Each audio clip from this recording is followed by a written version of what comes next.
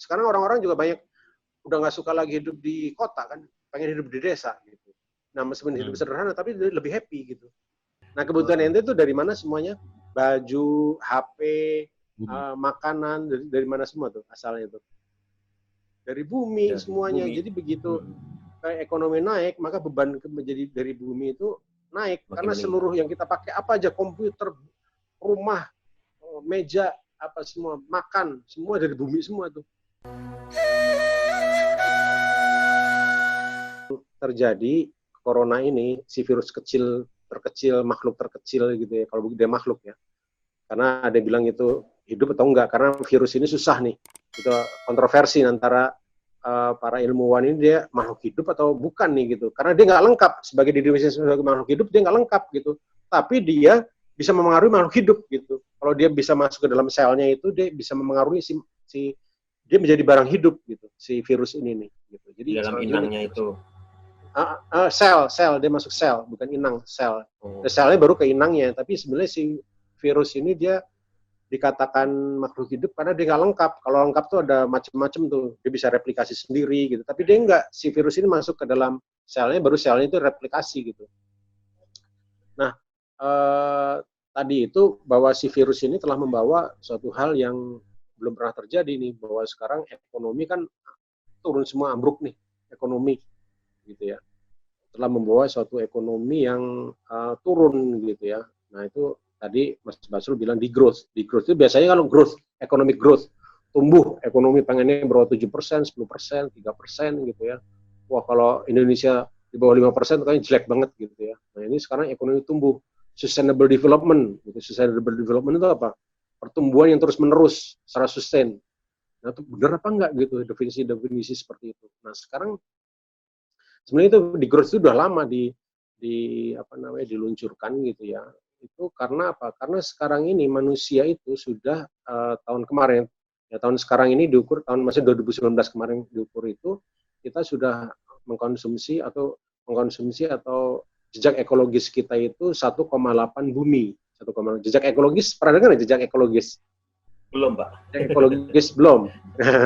Ente kalau makan dari mana tuh? Ente kalau makan dari mana? Kalau makan dari supermarket. Makan itu tani, seluruh paling tani. Tapi intinya kan kita makan itu dari bumi ya. Jadi bumi itu berproduksi. Bumi itu berproduksi untuk siapa? Untuk ngempanin kita semua. Jadi apa kita makan itu hanya yang tumbuh dari bumi gitu. Karena kita nggak bisa makan bumi. Kalau makan bumi nggak usah bertani lah, kita makannya tanah gitu langsung gitu ya.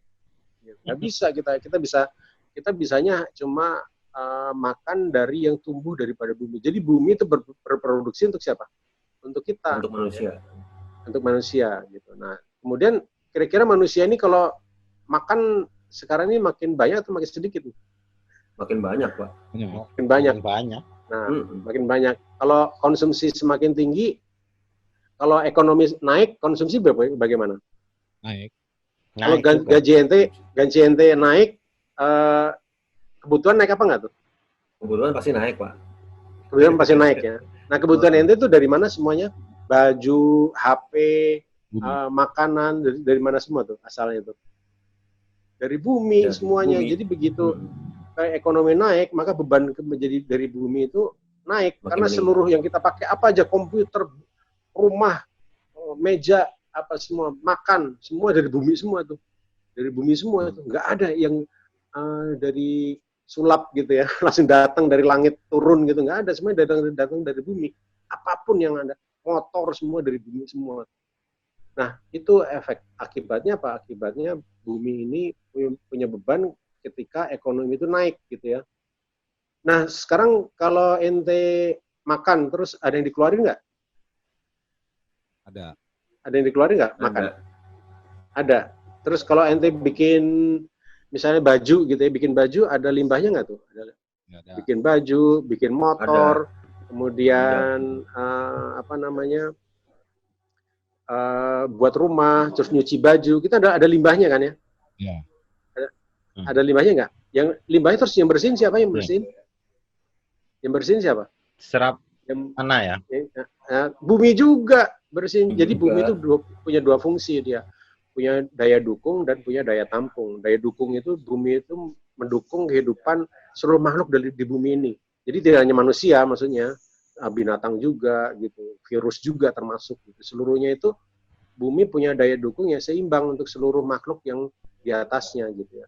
Dan bumi untuk menjaga keseimbangan itu bumi juga punya mekanisme gitu untuk bisa menyeimbangkan itu. Nah, yang kedua, bumi juga punya daya tampung. Daya tampung itu adalah racun-racun yang keluar dari proses daripada makhluk-makhluk itu dibersihkan lagi oleh bumi. Jadi misalnya pupuk, kita bicara misalnya biorecycler gitu ya. Nah, itu sebenarnya bumi punya mekanisme sedemikian rupa sehingga si kotoran-kotoran itu menjadi suatu bahan bermanfaat. Andai kan kita mati kan dimakan siapa? Makan cacing gitu. Jadi apa? Jadi makanan habis jadi cacing jadi jasar renik di dalam tanah itu memproses tubuh kita atau orang yang mati, tumbuhan mati, binatang mati, orang mati itu menjadi suatu nutrisi. Nutrisi untuk siapa? Untuk tanaman lagi gitu ya. Nah, tapi kalau misalnya racun yang dimasuk ke dalam bumi lebih banyak daripada yang bisa kelola, kira-kira seluruh racun itu bisa dihabisin apa enggak tuh? Nggak bisa kan? Nah, sekarang kita udah makannya semakin banyak, konsumsi semakin tinggi, buang racunnya semakin tinggi. Karena ekonomi itu efeknya dua itu. Kita konsumsi semakin tinggi, limbahnya juga semakin tinggi. Nah, itu 1,8 itu kita sudah melebihi 80% daripada jejak ekologisnya bumi. Jadi bumi sudah punya pressure nih. Bumi itu sudah kehilangan atau keseimbangan bumi terganggu. Akibatnya apa? Kita lihat hutan-hutan pada gundul, pencemaran di mana-mana karena bumi sudah tidak bisa lagi menetralisir si racun-racun itu, atau bumi tidak bisa lagi mendukung rakusan manusia ini untuk bisa dia tumbuh gitu ya, tumbuh untuk untuk ganti itu semua. Nah, ini akhirnya apa? Pertumbuhan ekonomi itu yang sustainable itu sebenarnya perlu diredefinisi ulang. Nah, sekarang ini kan ukurannya cuma duit doang gitu ya.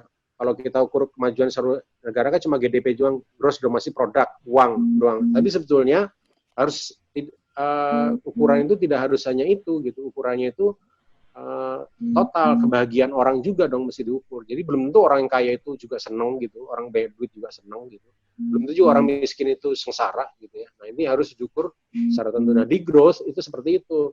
Sekarang kita coba kurangi konsumsi gitu ya. Kita coba kurangi konsumsi sehingga beban ke bumi ini menjadi baik. Nah, virus yang terjadi, virus corona ini adalah sebenarnya mekanisme bumi ya, mekanisme bumi untuk bisa membalas kehidupan itu lagi. Nah, bumi punya mekanisme itu.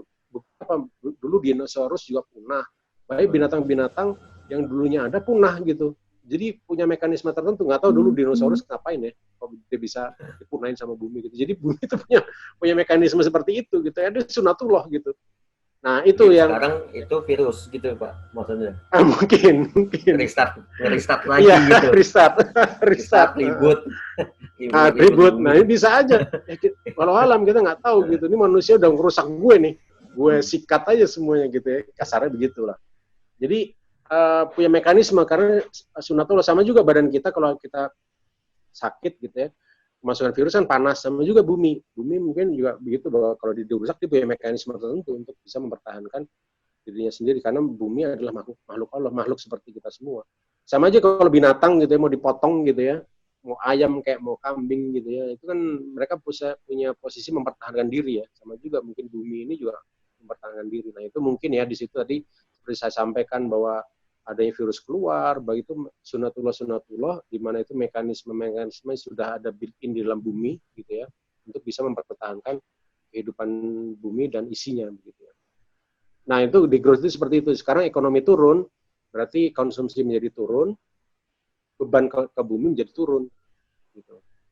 Jadi beban konsumsi turun, limbah-limbah juga turun gitu ya. Nah, ini yang sebetulnya di growth itu konsep itu adalah tadinya orang-orang di Prancis gitu ya, dia concern mengenai beban tadi saya ceritakan itu, mereka sudah mulai ngirit, hemat gitu ya. Makanya kita dalam Islam itu nanti Ramadan ini kita menahan syahwat ya, syahwat perut dan kharaj gitu ya. Nah, syahwat perut itu adalah sebetulnya kita juga diajarkan kalau sebelum makan kita timbang dulu. Timbang itu dalam arti kata kita tahu kan kalau kita makan kita habis atau enggak kan, perut kita tahu, kita sendiri yang tahu gitu ya. Nah, itu kita harus timbang, kita harus habiskan makanan itu, tidak boleh tersisa. Nah, sekarang ini jarang nih orang-orang gitu.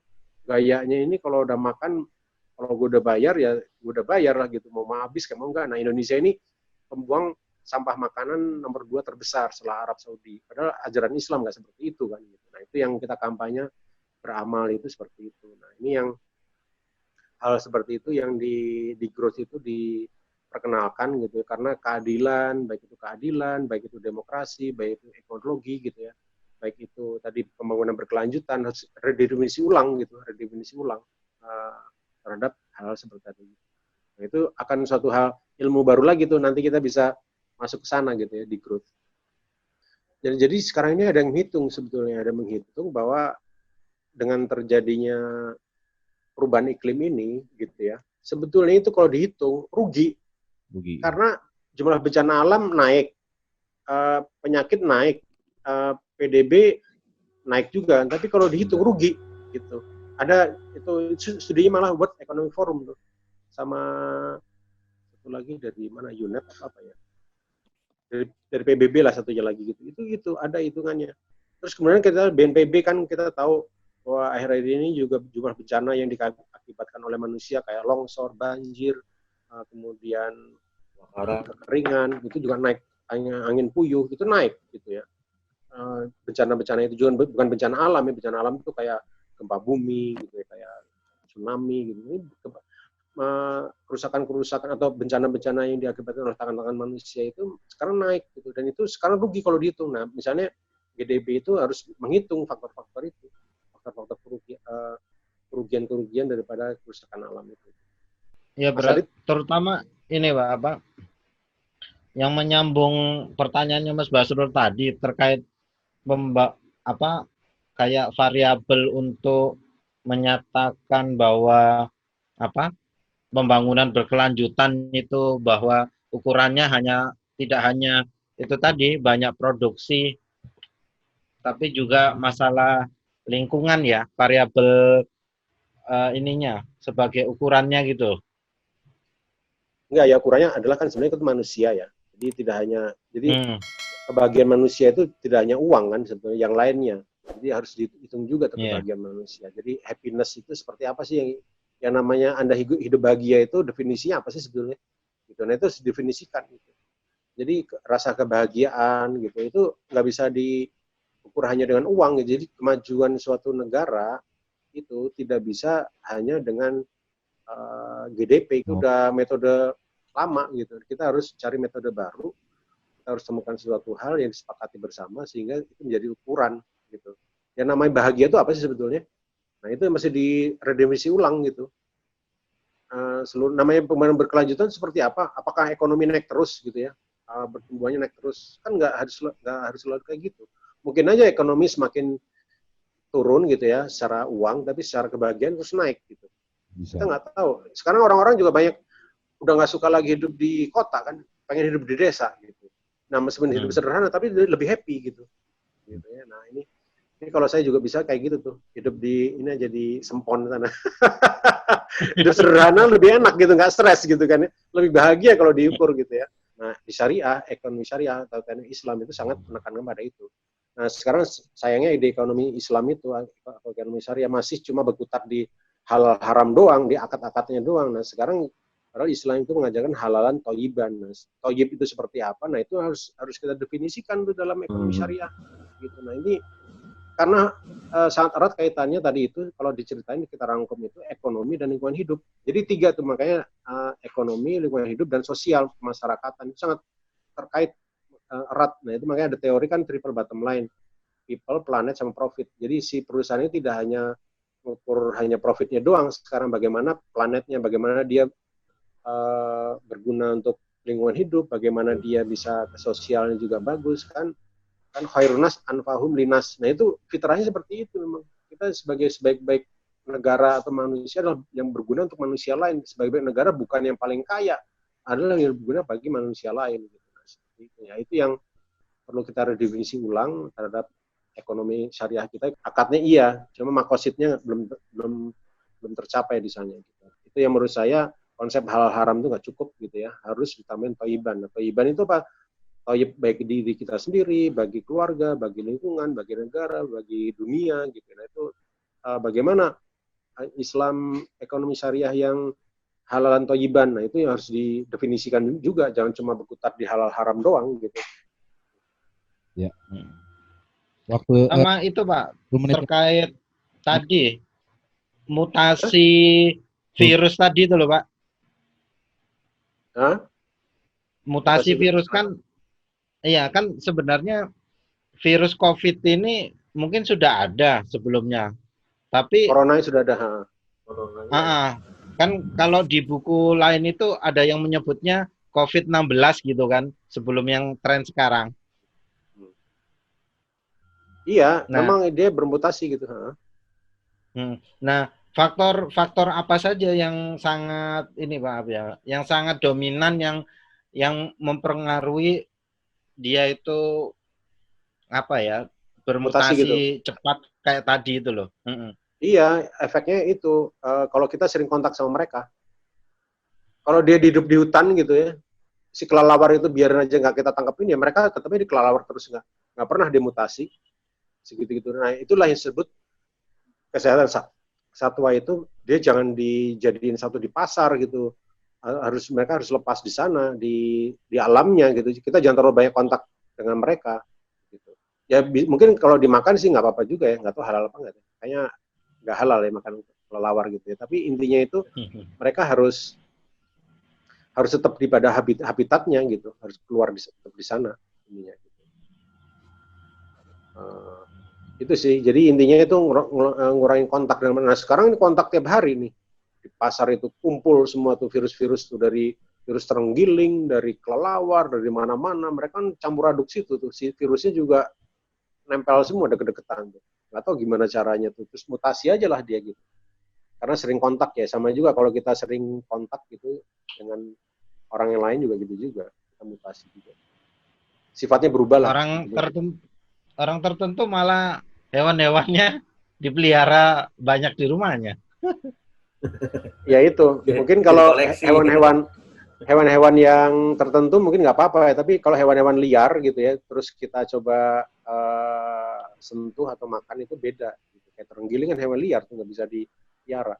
Kalau dia memang kayak ayam, mungkin kayak apa ya, kayak sapi gitu, dari dulu udah nggak jadi masalah. Mungkin kita juga kebal orang-orang itu karena virusnya udah pada kita tahu kalau virus-virus itu gitu ya.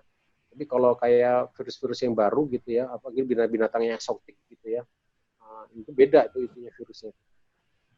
Tapi kayaknya masih di medsos itu jarang Pak ya yang menganalisa maksudnya penyebaran virus corona ini hubungannya dengan kedekatan manusia dengan hewannya itu Pak ya. Iya, itu sebenarnya udah banyak itu, misalnya kayak virus ini Ebola, virus Ebola. Virus Ebola itu virusnya makan daging orang. Ya? Nah, itu banyak itu udah tahu gitu. Jadi namanya spillover. Spillover itu virusnya itu datang ke manusia karena dia habitat si virus itu udah terganggu gitu. Tahu nggak? Jadi dia pindah gitu. Kan dia sunatullah, dan harus nyelamatin diri juga tuh, si binatang dan si virus-virus itu. Jadi kalau dia inangnya udah berkurang, ya otomatis dia pindah lah gitu. Itu sebenarnya sih gitu-gitu doang. Sebenarnya logik aja gitu. Gitu karena sering kontak, kemudian dia juga habitatnya semakin sedikit gitu ya. Dia pindah lah gitu. Kemudian mungkin ekosistemnya rusak gitu, akhirnya dia juga nggak bisa mendukung kehidupan si dia gitu. Atau ya ekosistemnya ini, jadi harus dia pindah gitu. Berarti virus itu ya sebenarnya normal-normal aja kalau inang aslinya itu masih normal kayak dulu-dulu ya Pak ya? Iya, normal. Sebenarnya normal-normal aja gitu, asal mereka tetap di dia dan kita nggak sering kontak. Kalau kontak sekali-sekali sih nggak jadi masalah. Tapi kalau kontak terus-terusan, nah itu mutasi itu yang kita takutin. Gitu. Nah itu yang terjadi sekarang nih, gitu. Dimutasi lah, karena hutan-hutan itu jadi monokultur gitu ya, jadi udah hutan itu sedikit, jadi si monyet atau si campur aduk si monyet dengan yang tadinya terenggiling atau kelelawar numpuk jadi satu kan, jadi dia bertransfer tuh, tadinya misah gitu ya, punya jarak, sekarang ibaratnya orang itu kita ngumpul, sekarang kita aja kalau ada virus suruh jauh-jauh, nah nanti kalau kita ngumpul jadi satu, virusnya saling transfer, sama juga mereka juga, kalau semakin kecil ekosistemnya semakin transfer lah. Apalagi ada manusia juga di situ, udah blek-blek seluruh virus numplak situ semua. Nah itu sebetulnya yang spillover itu seperti itu kejadiannya. Semua karena si ekosistem itu udah campur aduk antara manusia, binatang, sama lingkungan hidup itu jadi satu. Jadi buminya itu nggak bisa udah nggak ada pembatasan lagi gitu ya Pak? Udah nggak ada batasan lagi gitu. Nah sekarang kenapa kita mesti bahas virus seperti ini? Jadi kita tahu kita mau ke depan tuh mau ngapain gitu. Jadi jangan sibuk kita cuma ngurusin kita selamat, ayo cuci tangan ini penting sih, cuci tangan yang ini. Tapi kita mesti tahu dong ke depan ini kita mesti apa gitu, mesti ngapain gitu ya.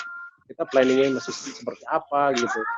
Nah gini, sekarang ini orang-orang lebih bersikap kuratif. Kuratif itu kayak Ngobatin aja. Ngobatin. Karena memang itu prioritasnya sekarang. Tapi jangan lupa kita harus preventif. Ke depan kita harus mencegah. Bagaimana nih?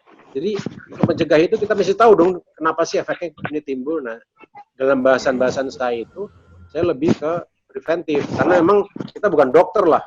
Gitu. Kita bukan dokter ya.